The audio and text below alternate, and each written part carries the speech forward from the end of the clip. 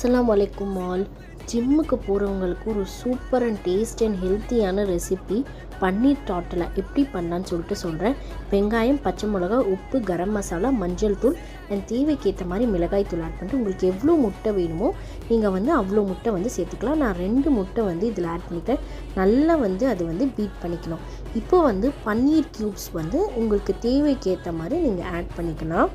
இப்போது ஈஸி தான். இப்போது ஒரு தவாவில் சப்பாத்தி போடுற மாதிரி போட்டுட்டு அதுக்கு மேலே நம்ம இந்த ரெடி பண்ணி வச்சுருக்கிற இந்த டாட்டிலா மிக்சரை அது மேலே ஸ்ப்ரெட் பண்ணிவிட்டு நல்லா கொஞ்சம் நேரம் அது குக்காக விட்டுருங்க.